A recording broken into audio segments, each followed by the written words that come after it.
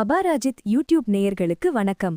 மனிதர்களாகிய நாம் வாழ்வில் என்றும் பொறுமையாக இருப்போம், பொறுப்புடனும் இருப்போம். இதில் நாம் பார்க்கப் போவது குழந்தைகளுக்கான திருக்குறள் கதை மற்றும் வாழ்க்கை பாடம். திருக்குறளில் அரண் வலியுறுத்தல் அதிகாரத்தில் வரும் இந்த குறள் மற்றும் அதனுடைய பொருள் மற்றும் அதனை விளக்கும் ஒரு சிறு கதையையும் இதில் பார்ப்போம். திருக்குறள் 38. வீழ்நாள் படா அமை நன்றாற்றின் அஃதொருவன் வாழ்நாள் வழியடைக்கும் கல்.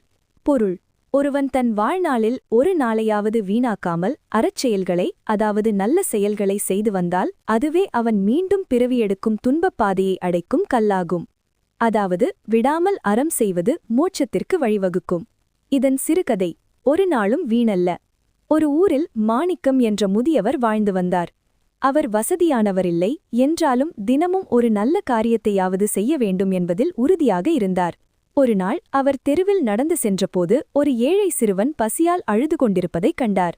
தன்னிடம் இருந்த உணவை அவனுக்கு அளித்தார். இந்தொரு நாள் சாலையோரம் காய்ந்து போயிருந்த ஒரு செடிக்கு தண்ணீர் ஊற்றினார். மற்றொரு நாள் தள்ளாத ஒரு பெரியவருக்கு சாலையை கடக்க உதவினார். அவரது நண்பர் ஒருவர் கேட்டார், மாணிக்கம், நீ செய்யும் இந்த சிறு சிறு செயல்களால் என்ன பெரிய மாற்றம் வந்துவிடப் போகிறது? இதற்காக ஏன் தினமும் மெனப்பிடுகிறாய்? அதற்கு மாணிக்கம் அமைதியாக சொன்னார், நண்பா, ஒரு பெரிய அணையை ஒரு சிறு கல் தடுத்து நிறுத்துவது போல நாம் செய்யும் ஒவ்வொரு சிறு நற்செயலும் நம்மை தீய வழியில் செல்லவிடாமல் தடுக்கும்.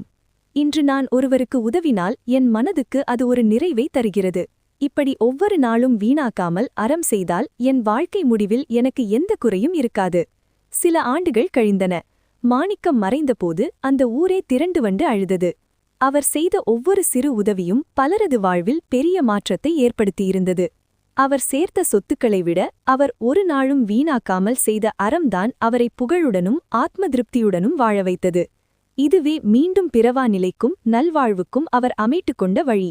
ஒவ்வொரு நாளையும் நற்செயல்களால் நிரப்ப வேண்டும் என்ற வள்ளுவரின் இந்த அறிவுரை மிகவும் ஆழமானது. மேலும் இதுபோல் மற்றொரு திருக்குறள் கதைகளுடன் மீண்டும் இந்த சேனல் வழியாக நாம் சந்திப்போம். எனவே இந்த சேனலை சப்ஸ்கிரைப் செய்யவும் மற்றவர்களுக்கும் பகிரவும். நன்றி, வணக்கம்.